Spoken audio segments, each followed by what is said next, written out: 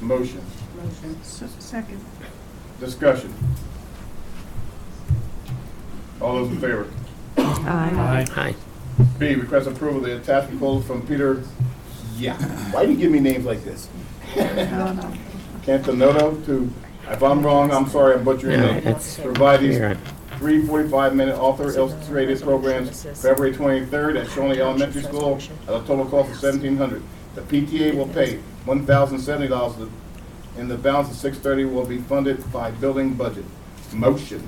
Motion. Is there a second? Second. Is there any discussion? All those in favor? Aye. Okay. Request approval of the attached resolution for the collection of delinquent earned income tax with Keystone Collection Company. The cost collection shall be imposed upon the delinquent taxpayer. A schedule of costs is attached. Is there a motion? Motion. Is there a Second. second? Discussion. Ms. Guidry, interested citizen brought up a question about adding the possibility of including the employer in the resolution. Is there a possibility of doing that? What is? This is not our motion. This was brought to us by Palmer Township because they early implemented earned income tax with a collector because their collector at the township is retiring. And that wording, and we did pass it by Mr. Fall, and I don't know how we could impose that on the employer to get that additional tax from them when the money has been paid to the employee. So I don't know if you have a comment on that? I would agree. I think that's problematical at best to try to do that. It's interesting that the cost of any collection is being borne by the taxpayer rather than the school district or the township. And so that's the goal, that the people who pay their taxes within the district should not have to incur costs because of someone who does not pay their taxes. Any more discussion, questions? If not, all those in favor? Aye. Any opposed? Okay, we're moving to E. Request approval of the ratification of the exclusive beverage agreement with Coca-Cola. Skip D. one. I'm sorry, I missed it. Request approval of the attached agreement between East Area School District, Palmer Township. We did this one. No. Okay. Dr. McKenna gets as bad as you. Collection group for the collection of Palmer Township earned income taxes beginning January 1, 2011 to December 31st. The cost for the collection and the proceeds of the taxes are to be shared between Palmer Township and the Eastern Area School District. Is there a motion? Motion. Is there a second? Second. Any discussion? All those in favor? Aye. Opposed? Now can I go to E? Yes. Thank you. Request approval of the ratification of exclusive beverage contract with Coca-Cola Bottling Company of the Lehigh Valley attached, and the accompanying resolution also attached. So moved. Second. Discussion? How can we do this without? We Can had I discussion on start? this last month. Yeah. Mr. There's two Myers? parts to this? Go ahead. Why are we missing the motion? Well, they just missed the That's motion. just not on. Okay, so I'm sorry, Ms. Fisher. All right, it's second, and discussion on it. Go ahead. I don't know how I missed this in the conversations that went back and forth, but I was surprised to learn, actually at a Booster Club meeting, that this contract, and I know it was still being worked on, would make it that every single entity involved doing anything within our school district is obligated to use Coke products. And I am looking at item number 3, where it says, "This exclusivity shall extend to all special events which are held on or within school property, whether owned or leased by the school district. No competitive products may be sold, dispensed, sampled, or served anywhere at the facilities without prior approval from Lehigh Coke." And I look around our board table, and most of us would be in violation of this right now. I think Mrs. Ellison has her Coke product water. And I don't think that we should be entering into contracts that obligate anybody other than ourselves. and it's not enforceable by us. I think of our children's holiday parties where we have a wellness policy and we send a note home, you know, you can have water or fruit beverages, and now we're going to have down there, but the water can only be Dasani, and the fruit juice can only be provided by Minute Maid. And it's just completely unenforceable. We ask for donations all the time from families, and I did not understand. I really thought that from what we were presented, that it was for products that we were going to be vending in our machines, and that to our booster clubs and other associations, the benefit, if they chose to participate, would be a rebate offered to their group, that the district would allow them access to the rebate. But I did not, by any stretch of the imagination, know that this exclusive agreement would bind the entire district. And I have support to that. agree with Mrs. Holzberger that when you're asking parents to bring in stuff for a party or something of that nature, I don't think we have to have a Coke product. Even though I just looked on the back of my can, it says a product of Coca-Cola Company, which I knew Sprite was. But we can't bind the parents to do that. What we're buying, I think we should make, that what the school district buys should be Coke products, but not what the parents bring in free. They're not going to shop over or go to two stores because one store don't have Coke juice and the other one has Coke products that have juice in them. I mean, this is getting a little bit ridiculous, that line. Well, anybody else, because I don't think that applies to them, like classes, parties. Well, I think in it this says that, situation, though. It before says we it. agree to ratify this contract, that we need to make sure that there has to be some limitations on just how far we need to go with this. Am I Yes. getting that consensus from the board? Yes. Because if we're talking about a kid coming in to have cupcakes on his birthday, that the parent must go buy a Coca-Cola product, I think it's a little absurd. So I think we need to work that out before we ratify this contract. with Mr. Coca-Cola. Myers, it's, even though it's He's not here. at a facility, at a school district facility, it's, that person bringing that stuff in isn't supplying or distributing as another vendor would for sale. He's, Well, can I Well, ask, that's- but They're not before sold. before you comment, can I just add one more scenario that you consider in your comment? Is that okay? Go ahead. With the PTSA at the high school, they do more than just a classroom student that comes in and brings in soda. They are accepting donations, and then they do sell them at their vending locations. So I think that needs to be considered also, because they don't necessarily go through Coca-Cola. They get donations from PTA members, you know, from the 3,000 student body. Well, in that same breath, if we have to look at it, we're more or less trying to tell than any other booster club that they can't, because if we're gonna Right. categorize them in the same breath, then we're running into a problem. Mr. McFall, you wanna go on that? Yeah, well, paragraph 3 of the proposed contract, in the last sentence specifically says, no competitive products may be sold, dispensed, sampled, or served. So it's not just products that are, being offered for sale. Anywhere at the facilities without the prior approval of Lehigh Coke. So we need to go back and rework that contract before we ratify it. Well, the part of the problem is, I think that or perhaps part of the problem, is that the RFP went out, was for exclusive beverage contract. But this is very exclusive inclusive. Oh, yeah. It's just unenforceable. I mean, I don't see how we can agree to a contract that we have no legal ability to enforce. it's not up to us, it's up to Coke to enforce it. Yeah. How would they that's- know? Well, but if we're sending letters home to parents that we're obligated to say on them, you have to supply a Coke product, That's, you know, right there, we're going to incur the wrath. yeah. There's more into that contract that I wanted to bring up, because we have also picked up a Coke wagon. And there's a huge problem with picking up a Coke wagon, which I should have brought up the last meeting, but I'll bring it up now. First of all, who's insuring this thing? Who's going to make sure it passes health code? Who's going to make sure we have someone who's qualified to operate this thing? There's various numbers of things that when we're picking up this Coke wagon that you would have to make sure you have, just like if you're running a concession stand. There are quite a few things that are going to have to be covered. One thing is you have to have running water in there. We don't have running water. So we need to, before we do anything with this Coke contract, we need to go over this with a fine-tooth comb as a board and find out if it's truly the right thing we need to do.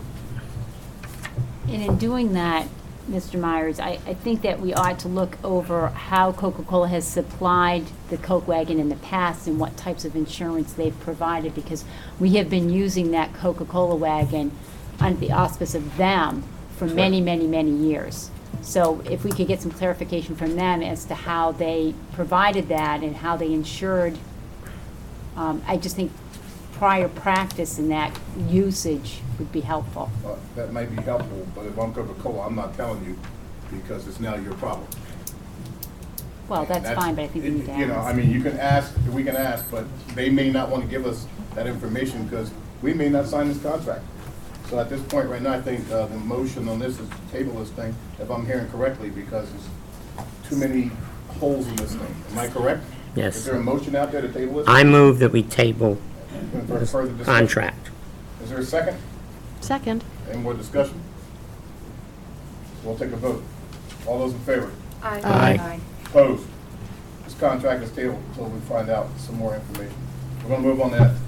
Request board approval for Glenmore Highland Communities Tax Assessment Appeal Settlement Proposal as the attached in the amount of approximately $255,000 for 2009 and approximately $185,000 for 2010.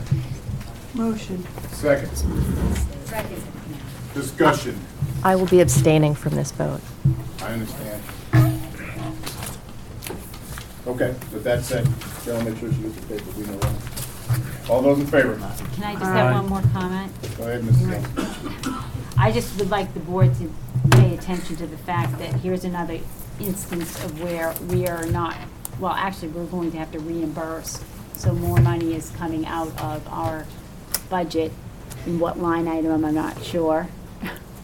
The $255,000 will be prior year tax refunds, and the $185 will be current revenue. Current revenue for the 185, so that we take note of that when we look at our budget numbers in our line items. I'm taking, I'm sure we're all aware of it when we discussed it on Monday. With that being said, any more discussion? If not, can I have a vote? All those in favor? Aye. Anybody opposed? We're going to move on to item 17. Interested citizens on non-agenda items, please come to the microphone.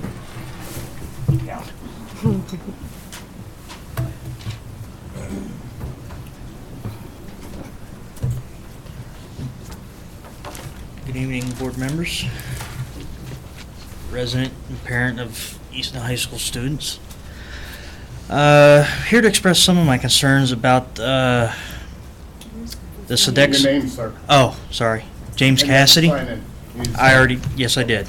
Your I name, did earlier. again, I'm sorry. James Cassidy, Okay. Where are you from, sir? Porter Street, College Hill. Okay, thank you. Proceed.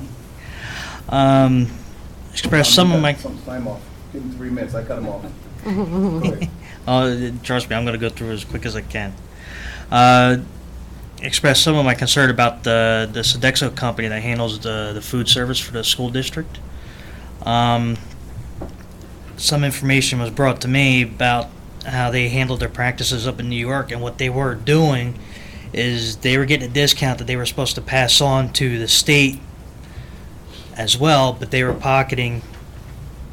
In other words, they were getting stuff at a bargain price, and they were supposed to pass that bargain on to the districts, and they weren't doing that. They were keeping all the profits instead of getting that bargain back, which the state had filed a lawsuit, and now Sodexo has to pay that money back to the state. So instead of having to try and raise some taxes, maybe the school district needs to look into that and see if they can get some of their money recouped back from them as well. Let me see, make sure I got everything.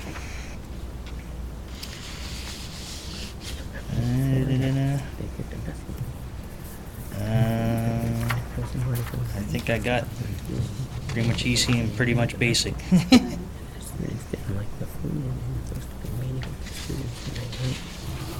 And I think that's about all I have. I spit it out quite quickly. Thank you, sir. We'll take that under advisement. Mr. Foreman, you know that.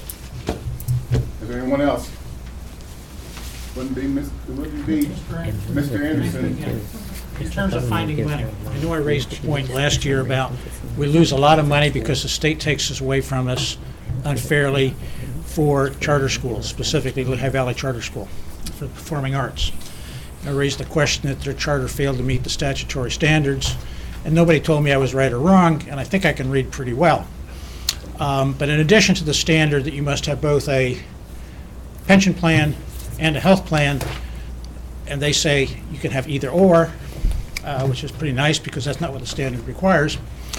It says you must participate in PACERS. So I called PACERS last week and said, by the way, does Lehigh Valley Charter School for the Performing Arts participate in the plan? And the person I talked to said, we can't find it.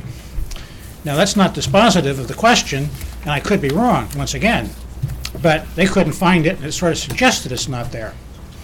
And technically speaking, if you set up a pension plan before the organization exists, you can use the other pension plan. And theoretically, you can do that. But I question that most people don't do it that way. And I remember talking to the founders at the time, and they expressed great joy at being able to short shaft the teachers by playing the game. So I wouldn't expect that they had it right. So if you're being taken money from an organization that doesn't meet the standards, and the state issues the standard and the state takes away your money, then I would think your legal counsel should have an action against the state to give all our money back and stop spending it. It's not a question of they cure it, it's a question of give it back. That's a couple $100,000 among friends, and you just lost $400,000 or $500,000, so let's get busy, get some of our own money back. Please, we need our money back. Thank you, Mr. Anderson. Take your name and sign in, please. Yes, sir. hi. My name's Adrian Shanker. I work for Service Employees International Union, Local 32BJ, and I live in Allentown, Pennsylvania. I just wanted to just further clarify. I've emailed each of the members of the school board requesting a meeting to explain the issue with Sodexo possibly overcharging the school district.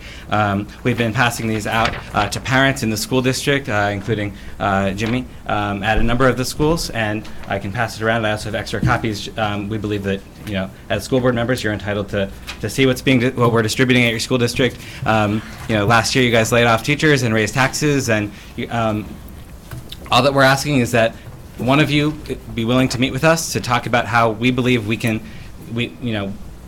might be able to help you save money. We're not really interested in talking to to an administrator. We're interested in talking to school board members about what your responsibilities are in saving taxpayer money. And we've done this in New York State, and we've done this elsewhere, and there's been investigations by the federal government, the state of the state of Connecticut, the state of New York, and there's a member of the Pennsylvania State Legislature that's looking into it as well here in Pennsylvania. And we hired an independent auditor, independent financial analyst, the Clarion Group, who has done a report on the Easton School District, which we'd like to share with members of the Easton School Board so that we can explain how we can help you fulfill your role in preventing further tax increase and teacher layoffs and save money for your school district. Thank you. Thank you.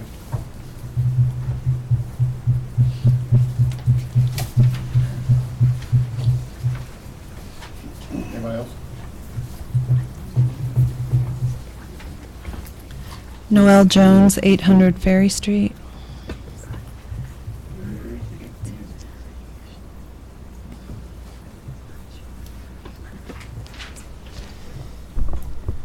Mr. President, I just want to sort of reiterate what the last two residents have said. I too am pretty distressed to find out that New York State did an investigation on Sodexo and found them to be defrauding their school districts to the tune of millions, and they have now settled at $20 million.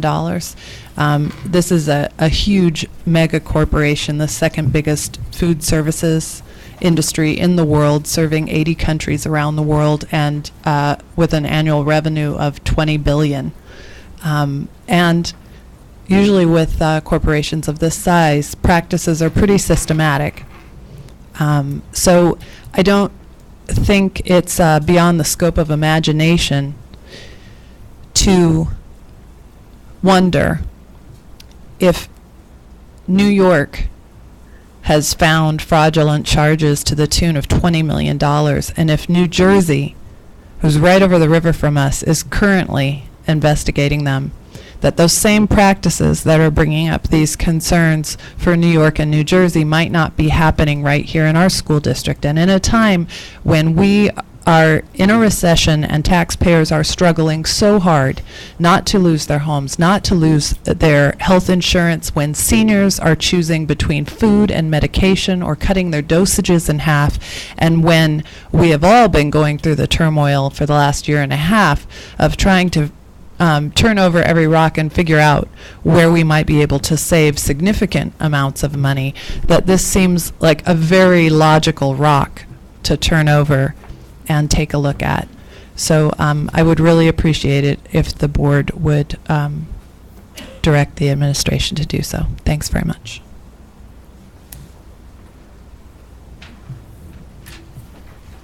Anybody else?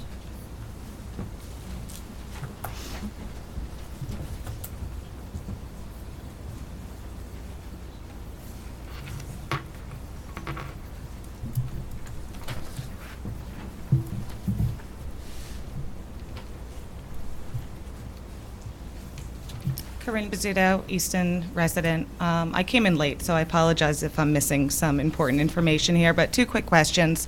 I noticed that a representative from Dewey Engineering is present tonight and came up briefly to defend their organization. And I remember in the past... We're talking on non-agenda items. What's that? You're bringing up an agenda item. We're talking on non-agenda items at this point. Oh, I apologize.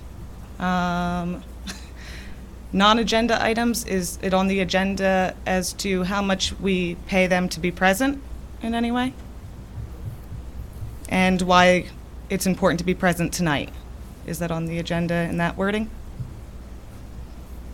I'm just curious about the importance of their presence at meetings and how it's decided when they would be present and when we would pay the money to have them present, because I was told they were not present at previous meetings because of the fees that are involved with their presence here. And I also, non-agenda items for sure, is I don't understand how, it was never spoken of again, the handicap ramps and the resolution when we were asking from the city last year for paperwork to see whose error it was that they needed to be redone. I don't know if they ever were redone.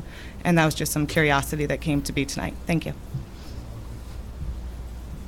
Anybody else? I just have one question from the young man who spoke and handed us this. Who gave you the right to use the school district's phone number and our executive secretary's extension on your flyer? It's a flyer that's been legalized by our union. Did you get permission to use our secretary's number? The number was on your website. So you just took it upon yourself to use our contacts? The number for is on your website. I asked the question, I just wanted, you took it upon yourself? It's perfectly legal to do so. I think you should have asked, but, you know. Well, actually, to be completely honest, I emailed many of you way in advance of doing this, trying to set up meetings. I only heard back from 2 of you. Excuse me, you emailed me this afternoon at 2 p.m. I understand. Okay. I just don't want you to be portraying that you emailed us weeks ago. I emailed a few of you beforehand. And The question was, I just wanted to know how you got permission, and it, obviously you used it that way, so, you know, pretty much over with. All right, let's move on, if there's nobody else talking.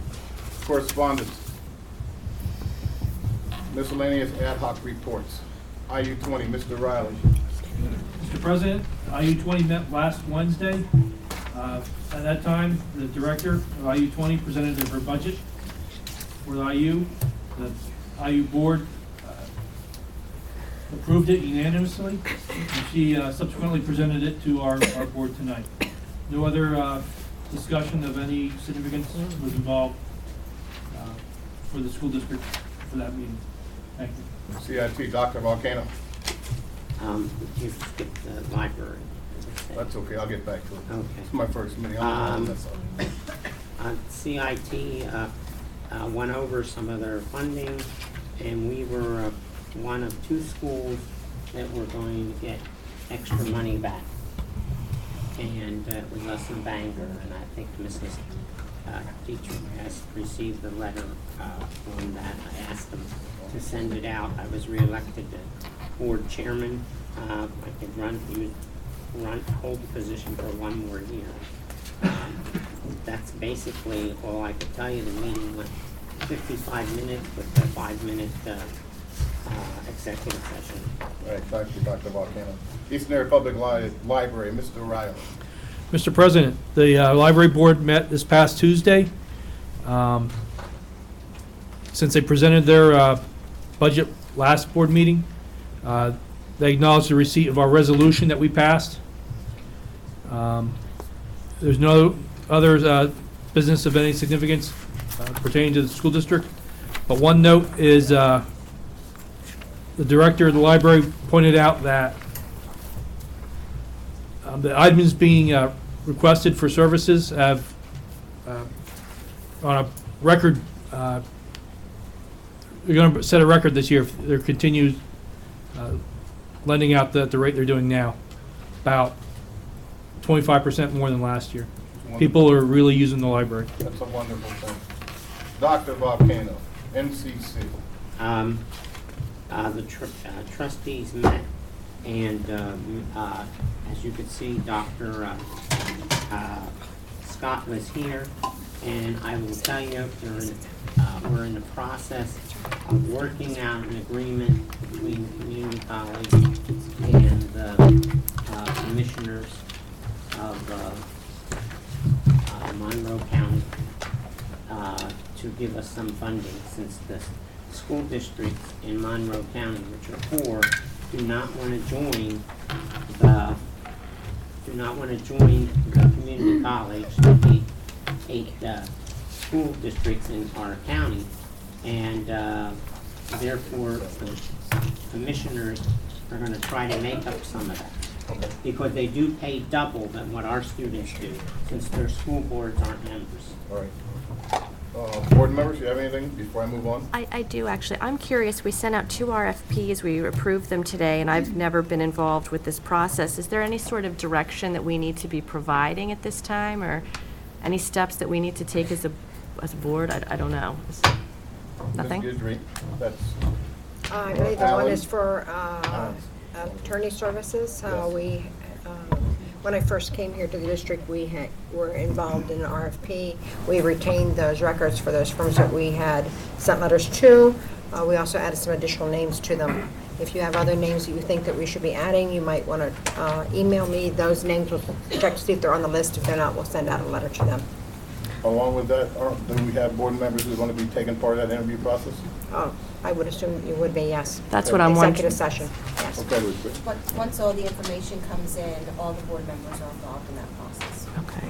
And then may I also ask, you know, I was one of the board members contacted about this Sodexo question, and my initial hunch was it's really not appropriate as one board member. We have an administration that is paid to handle our contracts and to look into these things. That said, would it be appropriate to ask for the administration just to provide us with some sort of a rationale, either why they feel it's unnecessary to look into it further, or if steps would be taken? Just as a board, I would be interested in, as a one board member, I would be interested in hearing the thoughts of our administrators with regards to this at some point. Paul, how do we stand legally at this? Can we do this? Well, certainly you can. Apparently what was done in New York State, though, was at a state level, which is probably... And New Jersey is the same thing, am I more correct? cost effective if it's done at that level than... And us taking it on ourselves, Yeah. it's going to cost us money. Again, I'm not asking for anything, I'm just asking for our administration to provide us with a rationale, either why we would pursue it further or not pursue it further, because I'm just... I would also like to hear that from the administration. Yeah, and I just want one comment, is that if you read in the paper, Bethlehem, the students are having some problems with Sodexo cutting down the grade of their food they're serving. Well, So, there was an article in the newspaper that said not only it was Bethlehem, Moravian College, Lafayette, some other institutions. Right. So I think if we read the paper, we're well aware of that. I think Right. the question is at this point right now, do we need to do some homework and get back to the board? Is that the question we're asking? Yes. Yes. Mr. President, Yes. perhaps we should send a letter to the State Attorney General's office and see if they have begun an investigation at all, similar to New York or other states. How do we feel about that? And then maybe suggest that they should, if they have not. I don't know, well, where we come from that. Take a look, Kevin? Certainly, Kevin. Yeah. Hi, Kevin. Entertaining. Kevin, you want to come to the podium, please? And you can do that to the Auditor General. I just like to say, I know this might be out of order here. I did not coordinate any of these activities, but I did bring this to the attention of the administration in September, after I heard about the settlement in New York, because it's something that I thought our Attorney General should have been aware of and should be investigating. Mr. Kish did respond to me that he was looking into it. Where that went, what happened from it, I have no idea. I'll leave it at that. But I did make it the administration aware of it. Okay. Joe, I know you had your hand up on that. Yeah, I just wanted to say a point of order. We're getting into a discussion That we're that we're not supposed to. There's two sides to every story. And you didn't hear Sodexo's side of the story. And you're forming conclusions because of speakers who come to a podium. They're making allegations against the corporation, which you as a board sit there, do not know that these allegations are true. So, before you jump to conclusions, I think we need to get Sodexo's side of the story. I know bits and pieces because I saw some of the emails that came by from the union organizer. And I also read in the paper the same thing, that the SEIU is trying to take over Sodexo's organization with their union. There's political motivations behind probably both sides. But I think I will find out from Sodexo and get something in writing from Sodexo, and perhaps if the board wishes, have Sodexo come and present to the board their side of the story, so you can get both sides before you make any conclusions. There has not been anything from the state. I checked, there's no kind of investigation that came from the PDE or anything that Sodexo was doing anything illegal with us. Sarah, make sure you let me know before you get, I don't want to get into a big discussion on this thing. I just want to say, when I said that I would like more information, I do not want a presentation from Sodexo about it. I just wanted more information from the administration as to whether or not you felt it was necessary for us to look into it. I just wanted to be very clear as to what I was asking Thank you. for. I understand that. I will give you as much information as I can get. I think with that said, that we can get out of that subject and move on. Is there anything else? Just one more quick thing. Included in our PSBA Policy News Network update was the matter of a notice of reaffirmation of our school board's effective standards for effective school governance, asking each school district just to reaffirm policy number 11. And there's a form that would be filled out. I'm wondering if we would be interested in submitting this to Joan for on our next month's agenda. Make sure we'll get a copy of that so we understand what it is you're looking at. All right. Anything else from any board member? If not, PSBA. Wait, I had one thing. The TIF that we had a presentation about a while back, like 3 meetings ago. That's much longer than that. Is that the one for Rich Siegfried? No. A couple of months. It was in August. No, that wasn't Rich Siegfried. It was August. If we're going back, okay. Well, no, I'm just reporting that there was a meeting. Okay. It was held last week. I was coming back from being away for a week, so I got the notice as I came back. So I attended it December 9th. They do want to know, there are no solicitors at this point involved, but they did want to know, they had heard that you wanted to be involved, and I said that I thought that you wanted to be involved, Mr. McFall. So they want to know what's the best way for them to give you the contact information for them. Would it be through the school district, or do you have your personal? Okay. And and I'll just report on this initial meeting that they had for the members that are involved. It was basically just to review the TIF process that they're beginning, and to go over that they have had an engineering report at this point that they're now submitting to the state for review. They went over the map of what area the TIF will be involved in, which is off 33. And they also went over that there's a feasibility study that was in completion that they're now considering, that's available for anyone, whether it be citizen or school district that would like to review the feasibility study. And at this point, they are going to the state to see if they can get some relief on some of the tax portions of the bonds. Is that the 33 exchange?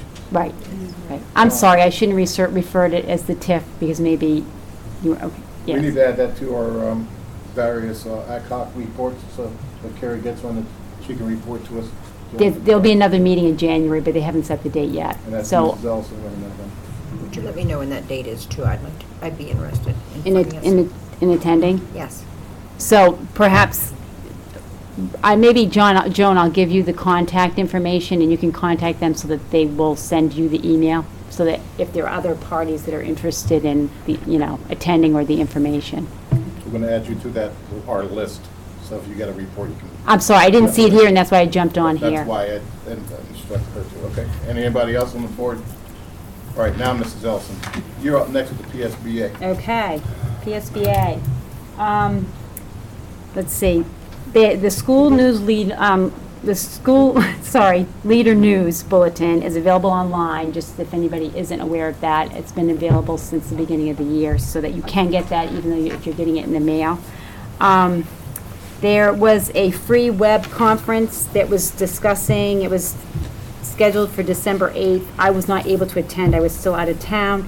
But it was in discussion, the graduation rate calculation methods that are new to the federal guidelines. And so the report of that web conference will probably be available on their website in the upcoming few weeks, if anyone's interested in following up on that.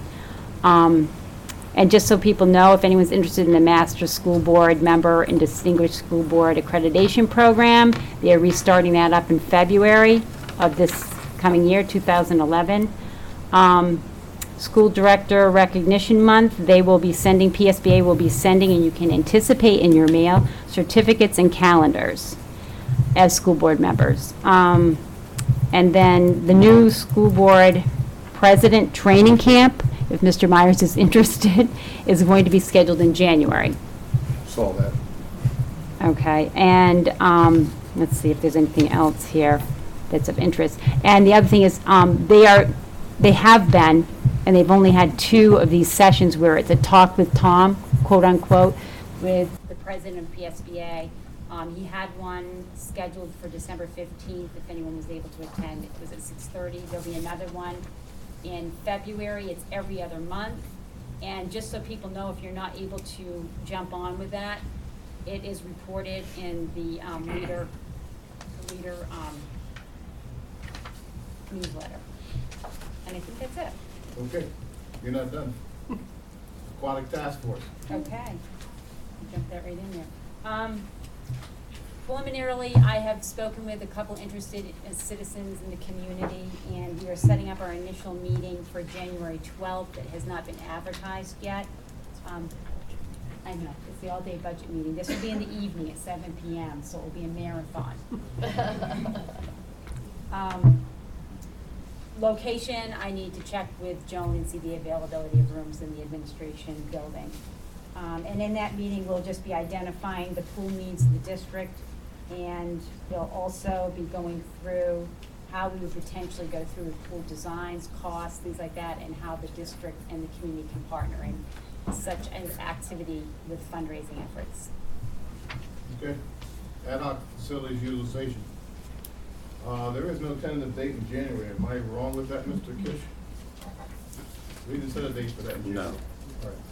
All right, we'll get back to you when we find it out. Standing committees, AIE committee. Hess. I believe our next meeting is January 6th at 6:30. You are correct. Athletic Committee. January 10th, I'm sorry, yes, January 10th at 6:30. Okay.